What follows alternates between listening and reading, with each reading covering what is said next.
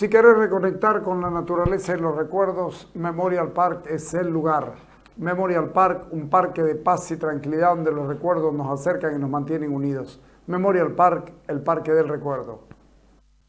9 de abril de 1825, estos dos señores que viajan por la imposibilidad de los otros dos de llegar hasta aquí, por los conflictos que tienen legales, digamos, de representación, reciben una instrucción del Cabildo cruceño para llegar a Sucre a Chuquisaca o La Plata con la instrucción de conseguir lo más que puedan, en pocas palabras. O sea, aquí me queda a mí claro que esto es un proyecto que los cruceños tienen para ellos. Sí. O sea, imagínense, usted ha logrado por fin la independencia. El progreso va a llegar. O sea, estamos viviendo en un mundo ya de la revolución industrial y los cruceños lo saben, no es que están aislados del mundo y no lo saben. El 1825, digo, ya hay locomotoras, ¿no? Entonces esta gente tiene una visión para sí. Y esta visión está basada en la democracia, en el voto, en la elección, en la búsqueda de la libertad, en el respeto a la propiedad.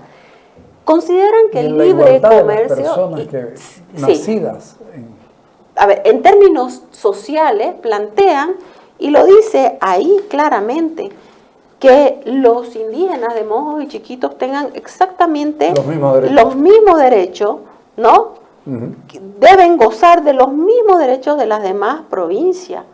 En términos económicos están planteando el libre comercio, porque consideran que solo el libre comercio es lo que va a desarrollar a los pueblos libres. Y los dicen claramente, ¿no?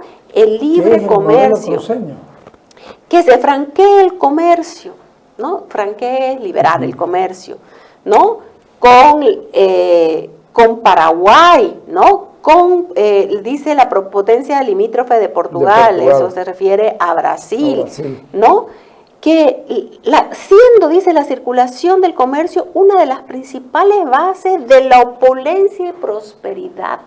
O sea, esta gente está pensando en eso, en la prosperidad. No quieren ser pobres, quieren construir una mejor situación para lograr la prosperidad, ¿no? Están pidiendo que se eliminen el estanco de tabacos, por ejemplo, que existía en Valle Grande, que era la obligación de venderle a la corona.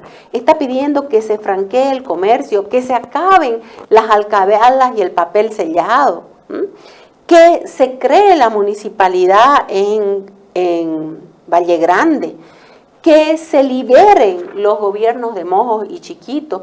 Mire usted cómo están incluso planteando que se promuevan los descubrimientos en la rama de minería, oro, plata, azogue.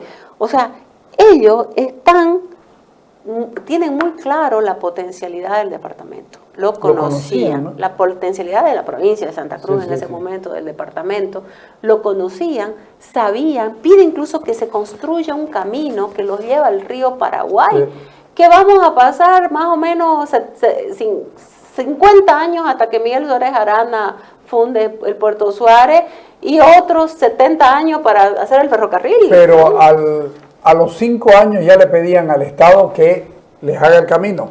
No quiero a la República.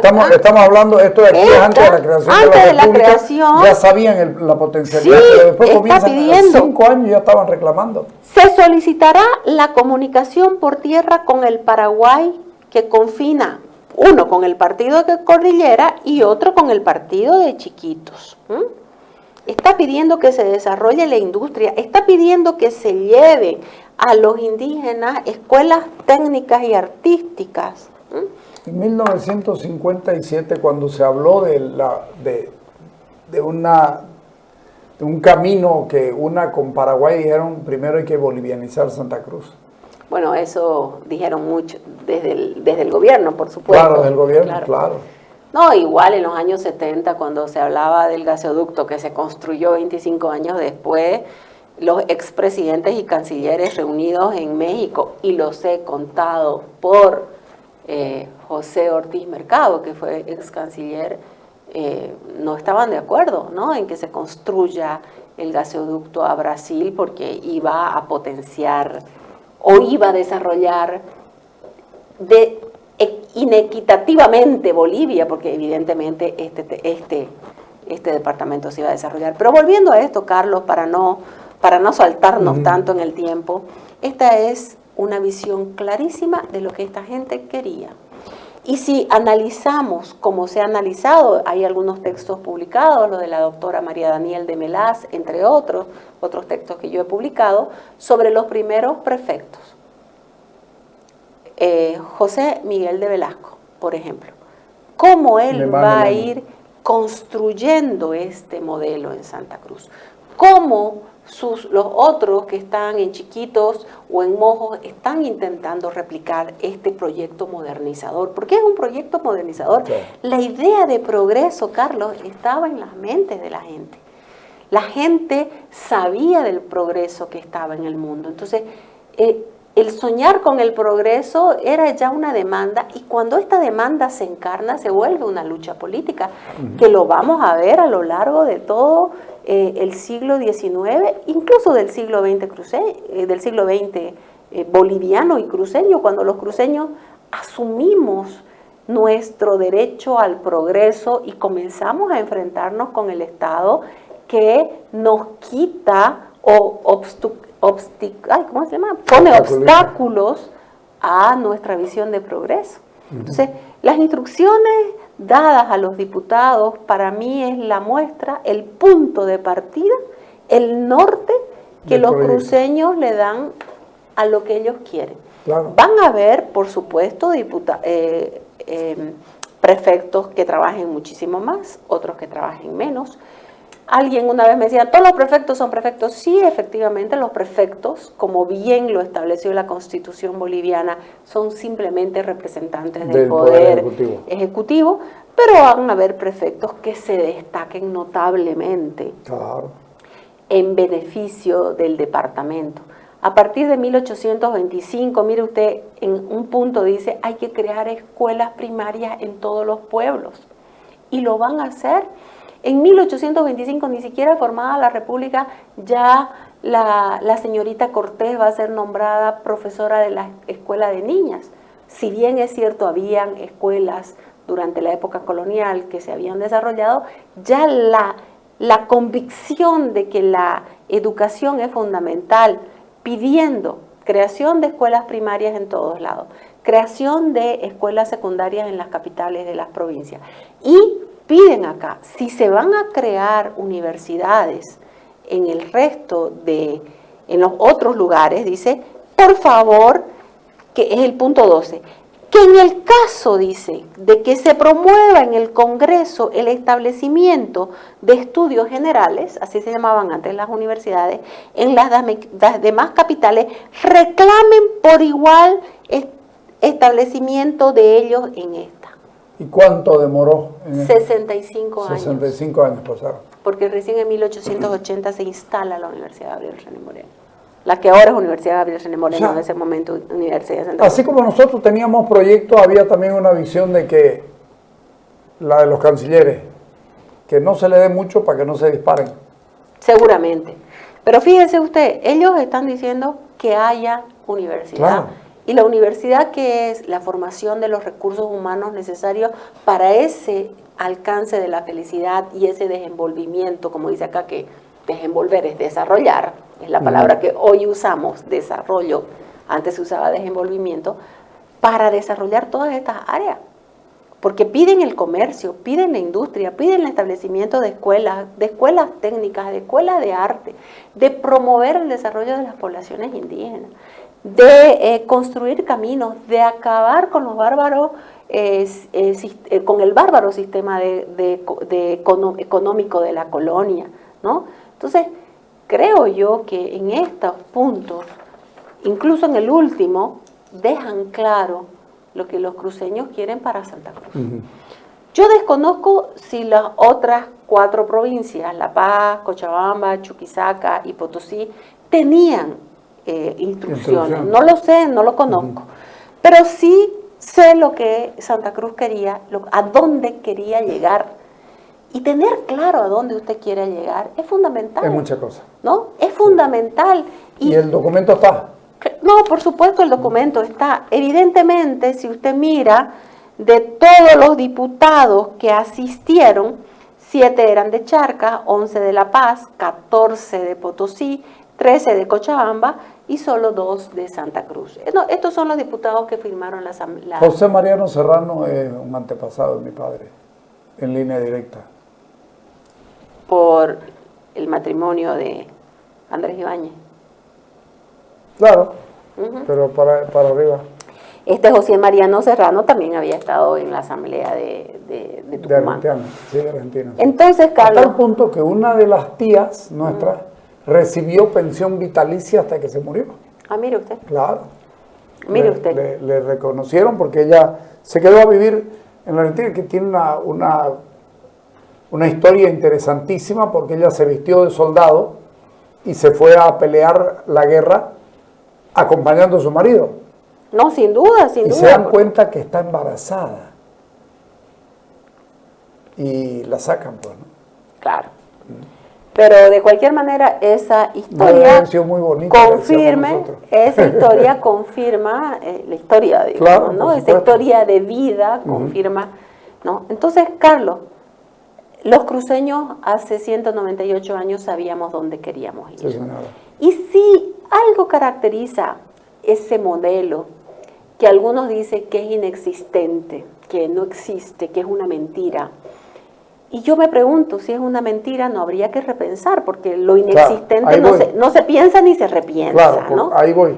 Algunos de ellos han dicho que no existe modelo cruceño porque aquí vive gente de todas partes de Bolivia, por lo tanto no se puede hablar de un modelo cruceño cuando los trabajadores son gente de Chuquisaca, de Cochabamba, Pero es un reduccionismo, pero es obvio, o sea, se dice modelo cruceño porque se da en este departamento, en esta sociedad, en este territorio llamado Santa Cruz.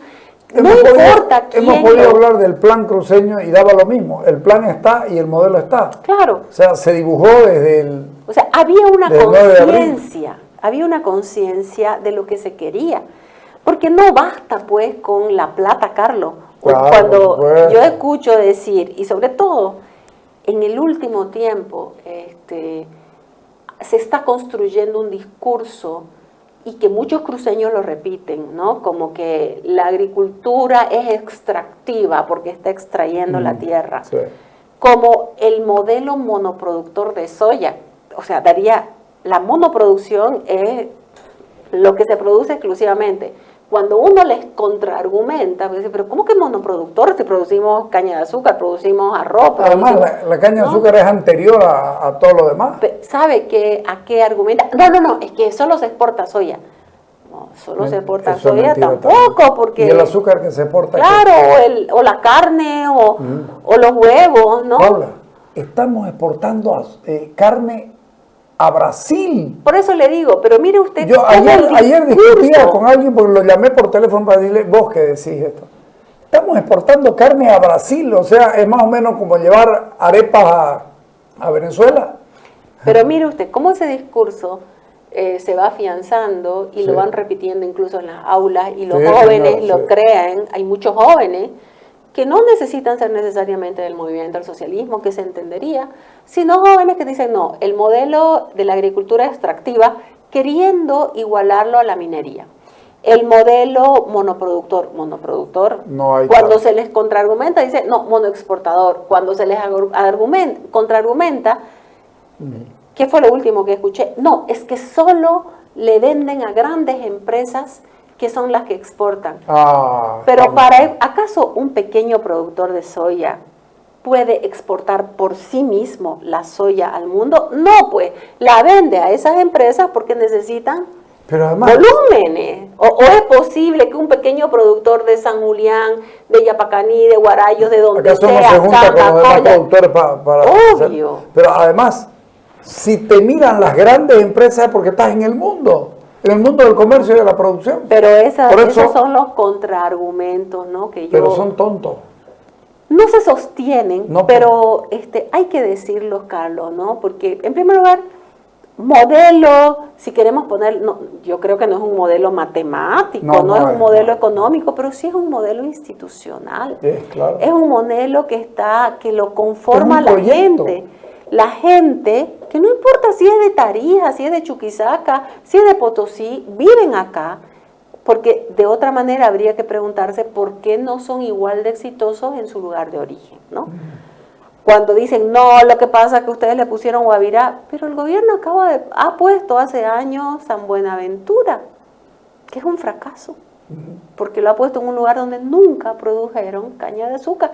Nosotros llevamos casi 500 años produciendo caña de azúcar, y de la caña de azúcar no solo sale el azúcar, está saliendo el etanol, está saliendo el alcohol, está saliendo el papel incluso, ¿no? Que hacen del bagazo. Entonces, Carlos, creo que no deberíamos nosotros los cruceños dejarnos, digamos, o someternos a un ataque discursivo, porque el ataque es fundamentalmente discursivo, que llevan a cabo muchos intelectuales que desconocen, que intentan comprender la historia de Santa Cruz a partir de categoría del occidente. Aquí hay otro modelo institucional que ha sido un éxito, que podemos también decir en esto ha tenido varios errores, porque para que haya sombra primero tiene que haber luz, ¿no?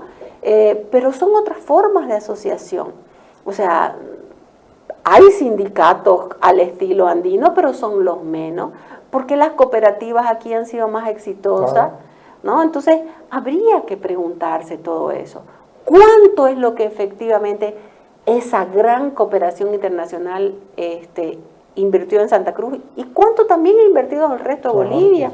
Porque incluso hay gente que dice, no, lo que pasa es que ustedes tienen lo que tienen porque la minería invirtió en ustedes. Sí, seguramente se trasladaron algunos capitales, pero también los tenían esos capitales allí, ¿no? Sí. Porque a ustedes o sea, esa es probablemente la que más repiten muchos jóvenes. No, lo que pasa es que el modelo agricultor cruceño se sostiene por la subvención del diésel. Pero ¿acaso solo? Pablo, un ratito, 12% del diésel va al campo. Solo el 12%. Ya. Entonces mi pregunta es, ¿el gobierno solo subvenciona el diésel ¿para Santa Cruz? Al agronegocio? No, que yo sepa, el diésel es subvencionado para todos y cada uno de los que habitan en este país. La camionetota de $150,000 que funciona a diésel y que no la usan para ir al campo o para trabajar el campo también es subvencionada. Por eso, Carlos, le digo, son esas frases hechas, ¿no? Esas frases hechas que el otro día, bueno, el otro día no, pero hace un par de años le escuché de una señora de Montero, no, estamos con una agricultura extractiva que es igual que la minería, ustedes mienten y dicen que el modelo productivo, pero no producimos nada. No producimos nada. Solo extraemos. Bueno, digo, hay que sembrarla y esperar que crezca, y hay que regarla, y hay que hacer esto, ¿no? Y hay que hacer lo otro. Acá están luchando desesperados por la aplicación de los transgénicos, porque eso es lo que permite ampliar la producción y utilizar menos tierra. ¿Acaso no es la siembra directa lo que permite que la tierra se erosione menos? O sea, hay todo un discurso. Ya descubrimos cuál fue el camino. Hay todo un discurso en contra, la batalla cultural de la que hablan, que no solamente va por la cultura, de que intentan imponernos danzas o lo que fuera, sino también una agresión discursiva que muchos la están repitiendo incluso desde aquí dentro. Entonces, el repensar el modelo cruceño, son 5 agencias internacionales las que vinieron, y estaba el CIPCA también, y uno dice, ¿qué pensaron ellos del desarrollo cruceño? No sé, habría que preguntarle. ¿Cuándo escribieron algo sobre el desarrollo cruceño? No solo críticas, o sobre lo interno. No, que yo sepa, nunca estuvieron en un foro. En esto, ni en la jornada Santa Cruz 2000, ni en los planes de la Cámara Agrícola de principios de siglo, que yo sepa, no he visto, yo personalmente, probablemente exista ningún plan de desarrollo de los tantos que se escribieron, porque, como le digo, no basta el dinero, se necesita saber a dónde se quiere ir. Y los cruceños, creo que a lo largo de nuestra historia, desde 1825, hemos ido dándonos cuenta o hemos ido construyendo a dónde queremos ir. En el siglo XIX fue a partir de esfuerzos personales, privados, por supuesto. Sí. En el siglo XX fue a partir de la creación de instituciones, la geográfica, la Cámara de Industria y Comercio, la Cámara, después lo que va a ser la CAO, el Comité de Obras Públicas, la Corporación de Desarrollo, o sea... Que cuando vieron el potencial que tenía, decidieron pasarla como una oficinita a la prefectura. Así es, el 1 de enero de 1996 se convirtió en prefectura. El gobierno de Sánchez Lozada. Y se acabó la planificación. Creo que ahora nuestro norte es el Metro Santa Cruz, la región metropolitana. Santa Cruz metropolitana. Están trabajando muy bien. Debiéramos conversarlo sobre Yo creo que sí, sobre el tema. Y le sugiero a la gente que entre a la página de la Vicegobernación porque realmente los datos son espectaculares y la visión de qué Santa Cruz queremos para el futuro ahí está muy clara. Además, y yo celebro, por supuesto, que sepamos a dónde estamos yendo. Sabe exactamente todo lo que hay que hacerse. Así es, todas las rutas que hay que construirse, cómo vincularse, ¿no? ¿Y cuánto cuesta? Incluso lo tienen los cálculos. Exactamente, además hay el trabajo de Pedro Ortiz, uno de los expertos mundiales en regiones metropolitanas que ha venido más de un par de veces a Santa Cruz y ve pues todo el potencial, porque evidentemente la gente, ayer escuchaba a alguien que decía, es que Viru y otra persona, otro joven le contestó, bueno, pero ustedes tienen Chimoré, que probablemente es más que Viru el aeropuerto, ¿no? O sea, ¿por qué siempre quieren decir, no, es que el desarrollo cruceño fue gracias a Viru? Porque ahí se construyó el aeropuerto, se lo construyó en los 80. Era un plan que venía, usted lee los periódicos desde los años 40, está la visión de construir ahí un aeropuerto. Y además... O sea, no es una visión, pues, de los años 80, ¿no? Incluso han llegado a decir, y lo publicaron, que Viru debió construirse en Trinidad, cuando todos los planes desde 1940 están para ser construidos en las pampas de Viru. Con B larga. Mire usted que yo tenía esa creencia, pero tengo que decir que en el último tiempo que he estado trabajando en muchos periódicos de la década del 30, de después de la guerra. ¿Ya está con B sí. chica? Entonces hubo un tiempo que después del 30 se volvió a poner con B larga. En los años 60, cuando Barrientos, ¿no?, toma y es presidente, cuando hay la Asamblea Constituyente de 1967, de su padre. Sí. Su padre fue constituyente. Mire usted, es tan importante esa asamblea que ya en el año 68 los cruceños le están diciendo ¿cuándo las elecciones municipales? Porque, 108, claro, 109 y 110. No, eso es del gobierno departamental. El gobierno departamental más el asunto Pero municipal. le comento, porque claro, a todos los que alaban el 9 de abril del 52, no dicen que el gobierno, ese primer gobierno de Paz Extensoro y Hernán Siles Suazo, no restablecieron el Congreso, ni diputados ni senadores, porque tenían minoría, la falange era mayoría, pero no restablecieron y tampoco permitieron las elecciones municipales desde 1952. La constituyente de 1967 restituye el régimen municipal y ya hay levantamientos en 1968. Y no me va a dejar mentir el padre del actual gobernador, José Luis Camacho, que él era directivo de la FUL de Santa Cruz, están luchando por esas autonomías universitarias, hacían cabildos, estoy hablando de abril-mayo del 68, que justo estuve revisando esa documentación ayer, ese periódico. La Crónica, el Diario del Oriente, ¿no? Todos recordarán.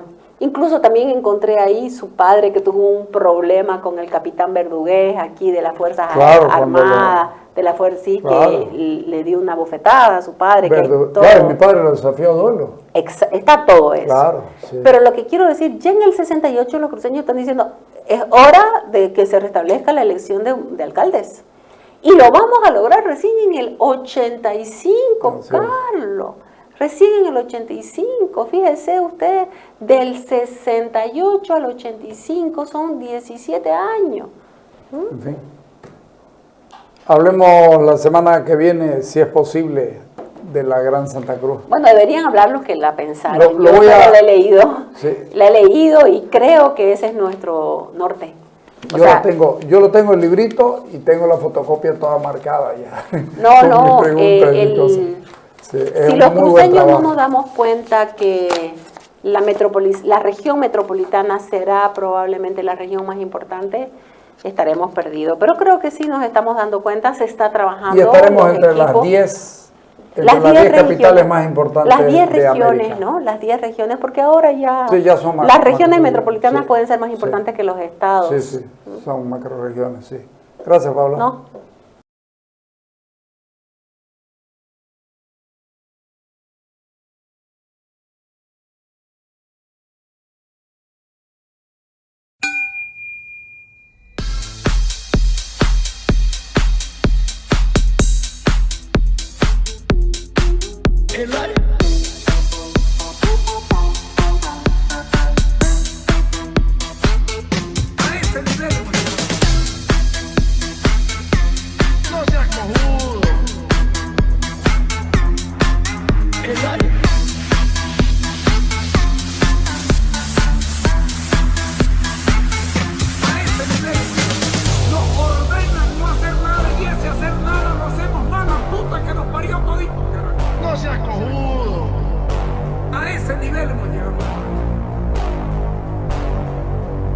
Será el país de mierda este que nos tocó.